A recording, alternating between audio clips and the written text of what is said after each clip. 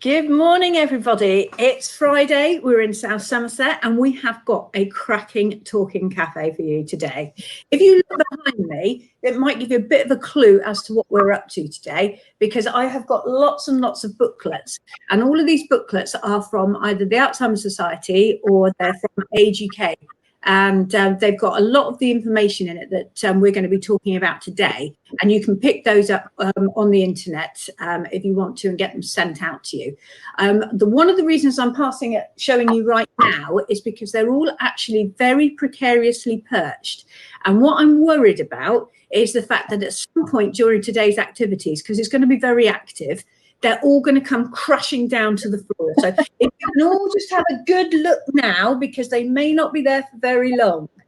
So, brilliant. I'm just going to now take off our Talking Cafe banner so that I can introduce the brilliant people that we have got with us today. And I'm going straight into the comments there. So excuse me while I'm fiddling, because as you can see, today we've got with us Jackie, Julie and Anne, who are all from the Alzheimer Society. And they're going to be talking to us about the types of dementia that we could suffer from, and also the support avenues. And also one of the main things that Anne's going to talk to us about, as you can see from her title, is use of music for calm and communication. So I'm going to lead straight over to Julie first, or Jackie. I can't remember who it is first. Good morning, everybody. Some of us wonder if we've got memory problems, as we all forget a face, a name, or even what we went to get when we go into another room. But given time, we recall the facts. However, if sometimes we don't and it starts to affect your day, you may worry it's something more. The best thing we can advise is to arrange to see your GP or health coach, as there are many things that may cause memory problems and they can help you find out why. Yes, Jackie, that's true. Dementia is not just about losing your memory, and there are many types of dementia to be considered. Oh, yeah. So what are the actual types of dementia? Because like you say, you know, we all start to worry a little bit, don't we, about forgetting things, and like say, walking into a room and going, duh. So how do we know? Well, there are over 100 types of dementia, but the main diagnosis dementia, there's Alzheimer's, vascular, mixed dementia, Lewy bodies, and frontal temporal. We also get 100 types. Yeah, there's over 100 different types. 100? Yeah, but the main those are the 5 main ones that we get to support people with, but yeah. we also have links to for support for rarer forms of dementia. But we also get asked why should we get a diagnosis? What's the value of getting a diagnosis of dementia? And this helps us somebody to get access to support, planning ahead, or accessing benefits. But also for some, it offers an explanation, and it explains why they knew something wasn't quite right. We support families to think about things like power of attorney, and the Alzheimer Society have a legal team that will advise and complete power of attorney for you free of charge. But we offer so many other things, but that's why it's really important to try and get a diagnosis. But I know lots of people are reluctant to do that. Yeah. You're right, actually, because my mum, well, my parents haven't got dementia, but I also don't have any power of attorney or anything like that. I have no idea about their finances. So when you get that diagnosis, that would then kind of steel people up to think, yeah, actually, we need to do this now. So it's, yeah, I see what you mean. It's really important, isn't it? Yeah, and it's important to have those sort of delicate conversations, and we can support you to do that. Yeah. And when you said about sort of like symptoms, and I said we all go into that different room and go, we might even go back to the same where we were stood before and try and do it again. And we find, say, car keys, but it's when you question what those car keys are that you suddenly think, well, I don't know, I'm not quite so sure. But all of your diagnoses, whatever your diagnoses are, we would actually advise maintaining a healthy diet, daily exercise, drinking plenty of fluids, Also, socialising and stimulation in some form is needed. And actually, over the last 12 months, that's been proven to be vitally important. Because like 12 months ago now, all our groups that we all used to go to suddenly came to an abrupt halt. These groups were a lifeline for many. The person with dementia was stimulated and the carer had their time out to relax and do something they wanted or needed to do. So the last year has meant many people were now in a situation of having to be an entertainer as well as a carer. And in an enclosed, isolated environment, actually that made communication and everything so much more difficult. Yeah, communication is key, and understanding the best communication techniques, both for the carer and the person living with dementia, will help to avoid both becoming frustrated and help to prevent situations escalating. Perhaps we should consider whether you've listened to actually what the person is saying. You are supporting also by talking, you can support better by talking slowly and allowing the person to process what is actually being said. And with that extra patience, they may be able to reply, because often assumptions are made which can cause the person with dementia to feel excluded and or undervalued. And something to consider would be whether or not they've had a recent hearing or eye test. All of those things can affect how they're feeling, but with a little more support, I think people will feel more engaged, and then they will feel less isolated. That's right, Jo. As we don't want to assume when a person can't reply or doesn't reply, they may just need the time to recall it. But actually, perhaps if speech is difficult, they can find other methods, and one of them, say, write things down using a whiteboard or anything like that. And actually, I think it's really important what you're saying there about giving them time to respond, because it can be incredibly frustrating when somebody comes in being very brisk and efficient and saying, "Oh, what would you like for lunch? Would you like sausages today?" And it's like, actually, and that person's trying to say, "I really don't want sausages," and don't get that chance to actually share what they want. And it can be quite difficult to stand back and give that person that time. It's practice, I suppose, isn't it? Yeah, they want to do things for people rather than let people do it for themselves and things like that. Tend to go along, and because they want the cooking done and they've got the oil or whatever it is there, they want that answer really quickly, and they can't always get that answer really quickly. And don't you sometimes talk about sort of perhaps giving closed options instead of saying, "What would you like for your lunch?" which is a huge amount of brain retrieval. What does lunch look like? What do I eat for lunch? Absolutely. What do I know? Yeah.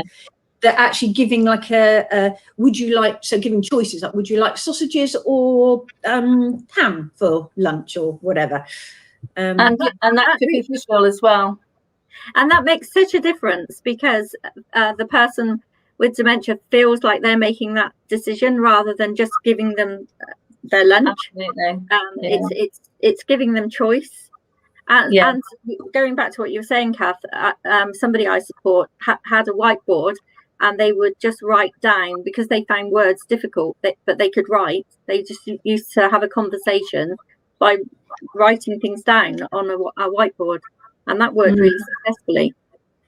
And actually, I suppose the other way as well, isn't it? It's, giving maybe sort of pictures or using a whiteboard. So actually holding up sausages or ham or whatever it is, so that they can process.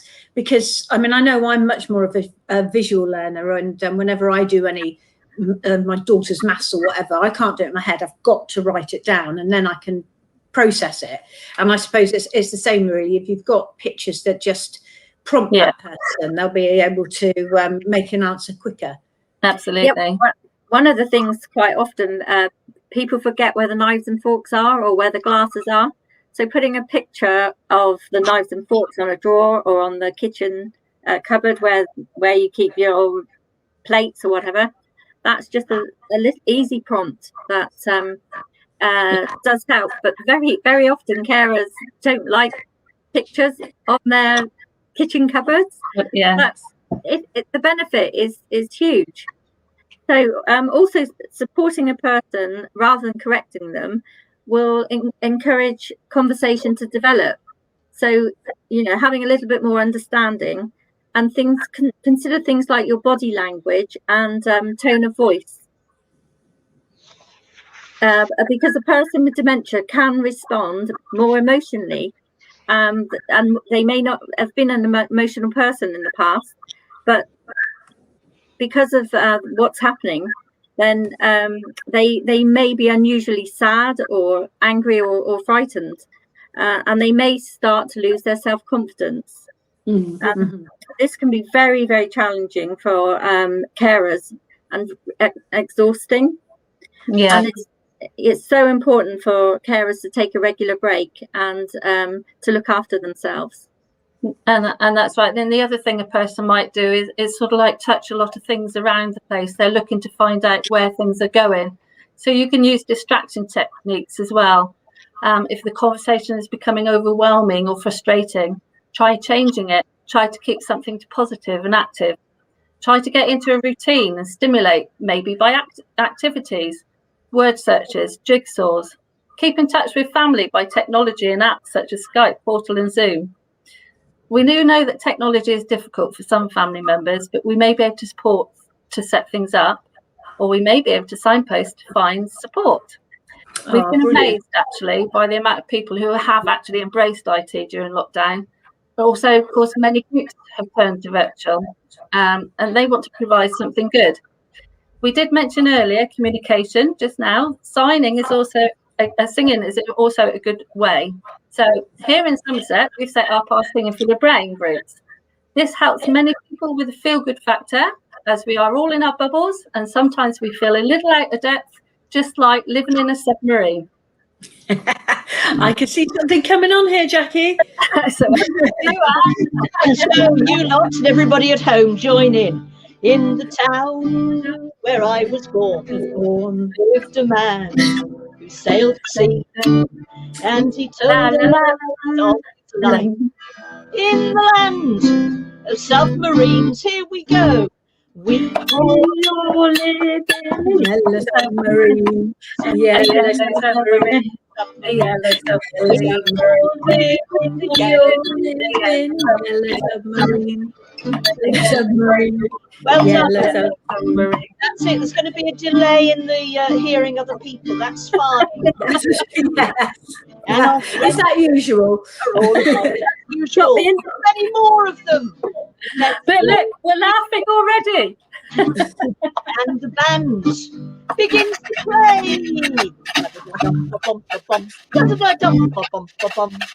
We all live in a yellow submarine, a yellow submarine, a yellow submarine.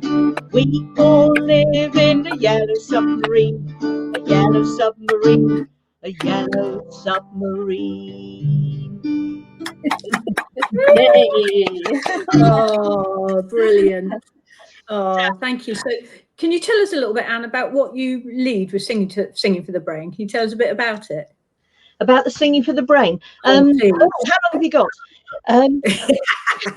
There's loads of research on the benefits of music for people with dementias, also Parkinson's, all sorts of different abilities, because it's so natural for everybody. Everybody can have a go at it, and as people I hope realise just now, you don't have to know all the words, you don't have to sing in tune, you just have a good time. Oh, cheeky Anne, I was perfect. What are you saying now?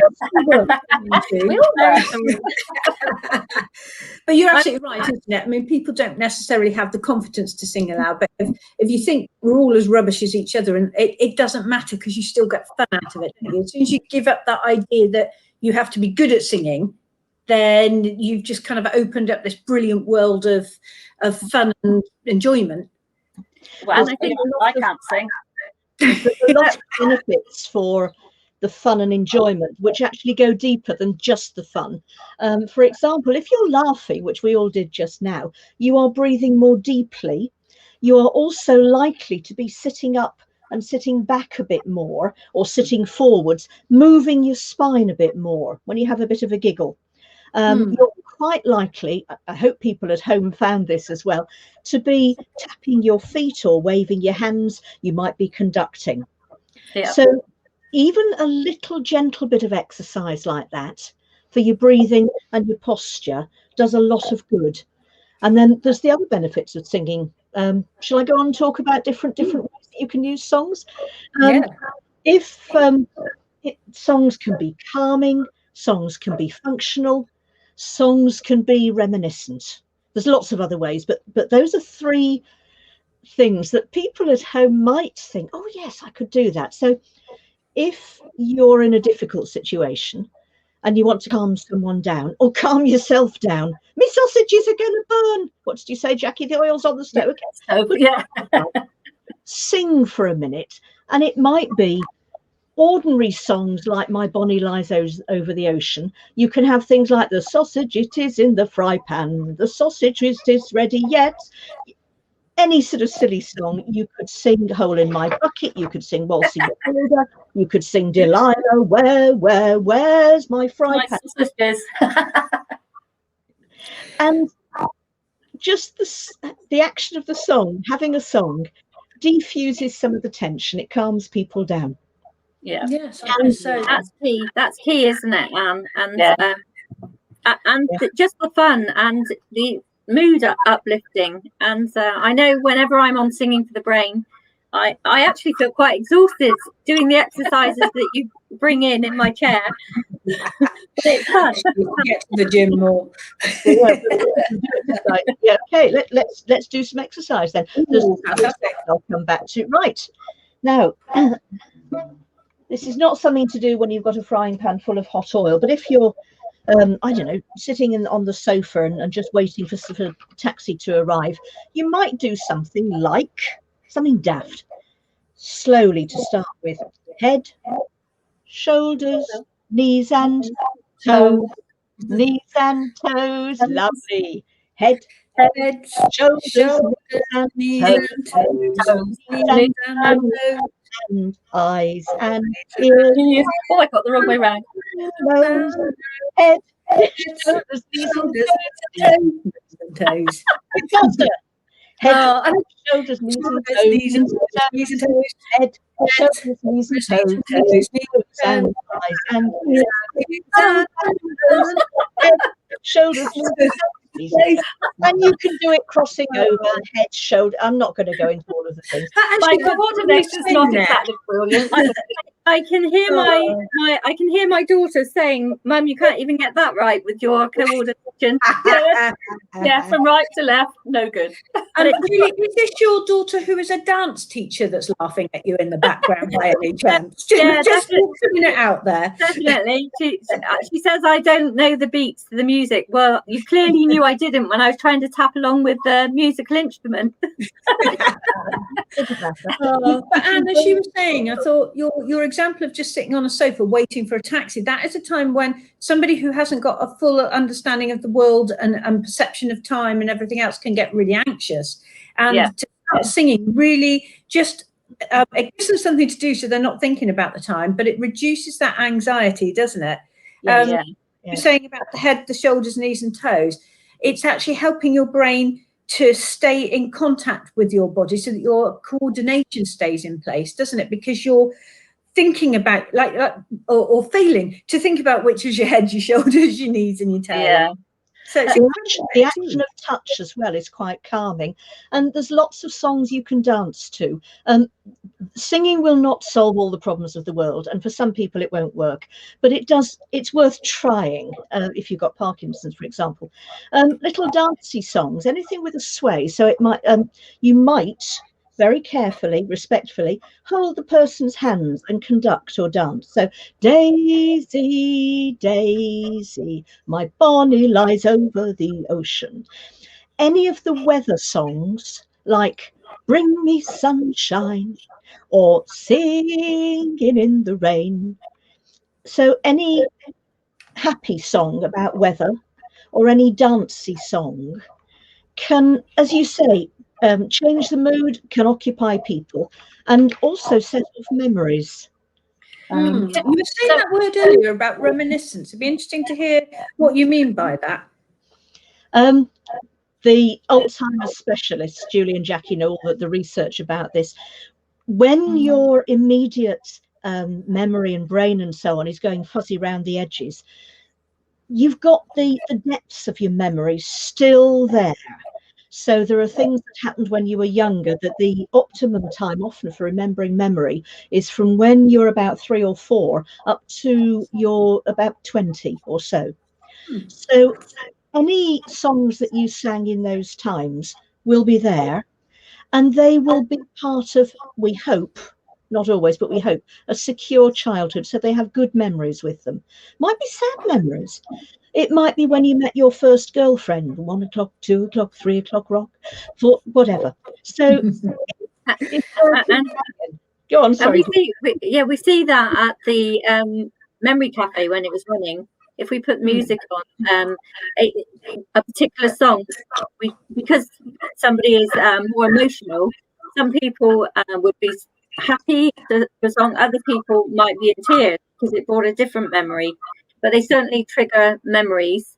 But I was also thinking it's good for calm music when it comes to nighttime, and maybe mindfulness sort of calming music. That also is helpful, isn't it, Anne? Yes. If people find songs that work, it might be Moon River, or it might be orchestral, like Blue Danube, la la la la la la, etc. Yes, that's it. You see, it's body response, memory response. It takes away the bother of, is the taxi here? Have I got the right clothes on? Is he or she going to wander? It just changes the mood. But if you, sorry, I'm talking too fast. If you find a good song that works, and you're looking after someone, write it on your whiteboard that Julie was talking about, or write it on a post-it, stick it on the kitchen cupboard that somebody really likes. Oh, what a beautiful morning. Find something, write it down. You'll end up with a whole playlist. Yeah, and it's good to have playlists, because again, playlists are back to your memories when you're getting married, when you're having your first children. There's special occasions in your life that you would really like to be notified of with music. Actually, music is quite often there. We hadn't even thought of playlists, have we? I mean, using something like Spotify or just putting them on YouTube or something like that, because they're all there. You don't have to remember them, do you? You can find them. Absolutely. Grandchildren love to be involved in setting up a play tune for their grandparents. That's happened several times for people. That's a really good idea. It's good to have that generational understanding as well. Bringing in the family to help with that. It's really good. So I know there's some other ones that you'd sing. It's like Drunken Sailor and Hole in My Bucket. Which ones are those good for? How does that help? Oh, that I would tend to use some of the silly ones for functional things. So when somebody's forgotten about their toothbrush or whatever, where is your toothbrush, dear Jackie, and where? Or that's a really good one. Very good. Yeah. I've got a hole in my sock, dear Anne. I've got a hole in my sock. I might try it with my husband in the car keys. So where do you put the car keys? How could it get keys this time, dear husband? In your pocket again. That's very good, actually. Good tips there. Oh, I love that. Yeah, that's brilliant. I have to say, I mean, you were saying about going back to memories of when you were younger and whether those are mixed memories. I went to church a lot when I was younger. I was brought up in the church, and I don't go regularly now, but I do love to go occasionally. And it's because when we sing the songs, it brings back incredible memories. And at the time when I was a child, I thought of church and assemblies as quite boring. But when I go back to it and hear those songs, it's incredibly emotional and in a really positive way. Church on Mother's Day last week, and unfortunately you're not allowed to sing in church at the moment because of the COVID risk, but they played all the good old songs and I just loved it. It was just such a positive experience. So they didn't even have to be, almost for me it's like it didn't even have to be like necessarily a good memory of something like I actually did. It can be just almost a everyday memory, if that makes sense. Well, at school, you learnt your maths. How did you learn your times table? It was through music, wasn't it? Yeah. Always. And we pass that on in generations as well, don't we? And through the singing, that could lead on to perhaps then creating a memory book together. And again, the grandchildren could be involved with that, because that the generation, it'd be interesting to talk about the past and what's being actually, it's almost like history being created with the family members. Could you explain that a bit more, actually? Because those memory books are so brilliant and they're quite easy to make, aren't they? And I think, it's such a good tool. If you could explain exactly what they are and how to do it, I think that'd be brilliant. Yeah, so just gathering together all things that were important to you throughout your lifetime, or a history, even a family tree, and then looking through old photographs and talking about the photographs. And you could then create like an album with your photos, with a little bit of an explanation, that you can then just create a wonderful memory book. And you could use a photo album to do that. I don't know anything else that you would add in, Jackie? You can use anything in your house. So, like, people have got ornaments, objects that they've been given over their past. They've probably got a little hidey hole, a drawer or something full of little things that we've always remembered to put there, because we don't know where all their big things are, but we've just got that little drawer where secret little things go in, and our family don't know what it's all about. Also, our family don't know the experiences we've actually had in our past. I mean, even now, my children being around early 20s, they don't know what I did in my teens, all of them. But I'm not going to tell them everything, but certain things is quite good to help me if I develop anything in the future. It's also good to get that background.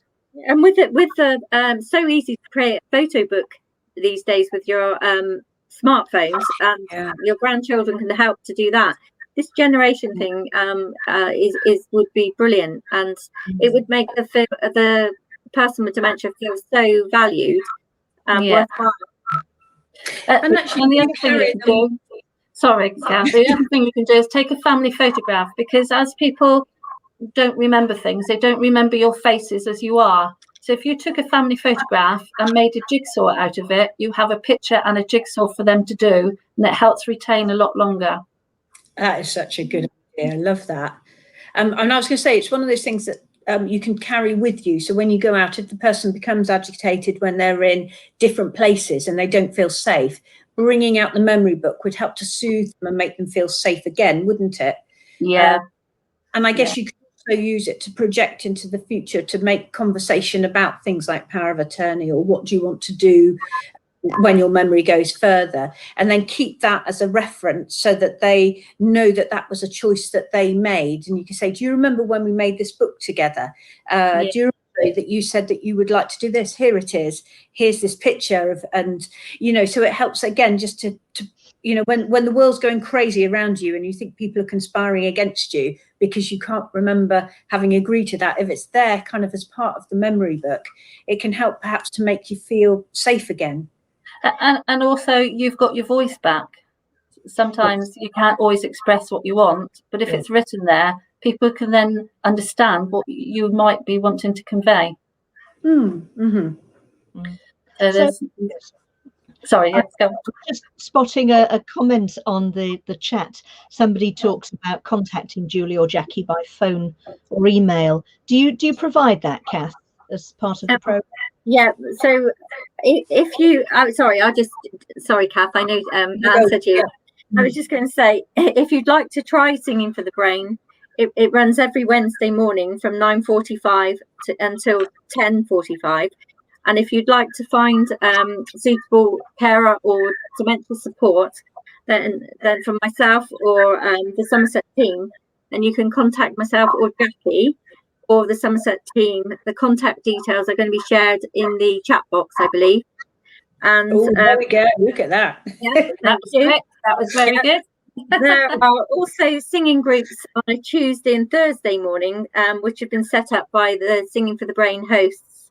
And again, if you contact myself or Jackie or the Somerset team, we can give you further details on that, and for anything that's that you might want to know about information we've discussed today. But our aim is to enable people to live better for longer, and I think that's our purpose, really. Brilliant. Yeah. Oh, thank you. So, Anne, I think if we're sort of rounding up now, I think it'd be really nice if we could go out on a particular song, perhaps, something so that we all leave this feeling really uplifted. I don't know if we can do anything really clever and technical. I'd love to do, I don't think we've got a volume button, because it'd be so cool to be able to just kind of, you know, like they do on the programs where they sing you out and they just kind of drift off towards the end, you know. I don't think we can do that. I think at some point I'm just going to have to hit end broadcast. So maybe we sing a song and then say goodbye rather than trying to be a bit trying to be clever. We're going to do Drunken Sailor, and on the chorus, I would like you to lift your hands, please. Way, hey, up she rises, whichever hand. If you've got a glass of whatever, don't lift it with the full hands, please. I've got my bottle of wine. Whoa! Not quite the same. What should we do with the drunken sailor? What should we do? Drunken sailor at night in the morning. Way, hey, up she rises, way, hey, up she rises, hey, hey, up she rises in the morning. 2 more verses. Let's see how we do. Shave him on the belly with a rusty razor. Shave him on the belly with a rusty razor. Shave him on the belly with a rusty razor. Early in the morning. Way, hey, up she rises, way, hey, up she rises, way, hey, up she rises in the morning. Lovely. One more time, one more verse. That's what we'll do with the drunken sailor. That's what we'll do with the drunken sailor. That's what we'll do with the drunken sailor. Early in the morning. Way, hey, up she rises. Way, hey, up she rises. Way, hey, up she rises. Early in the morning. Well, thank you everyone for coming today. That's such a lovely day, and I think that we've got so much more that we could say about Alzheimer's and dementia in general, and kind of the difference between what is dementia, what's Alzheimer's, and there's so much that we could do. Now we've got National Dementia Week coming up in May. Did you say? Dementia Action Week, yes. Yeah, it's the 17th of May for the whole week. Yes, running that week. Brilliant. So hopefully we'll be able to get and do another talking cafe then and give some more sort of tips on how to manage the everyday sort of things that go on, and maybe how people maybe might be able to chat into us and say, well, this is what happens to me. This is what, as a carer, this is what really winds me up. Is there anything we could do to sort it out? I think that could end up being quite a lively chat, quite entertaining. So thank you again, everyone. Did anyone want to say a last thing before I hit end broadcast? Just contact us. To see you all. Fantastic. Thank you again. Thank you, Anne. Thank you, Jackie. Thank you, Julie. Bye-bye. Bye-bye.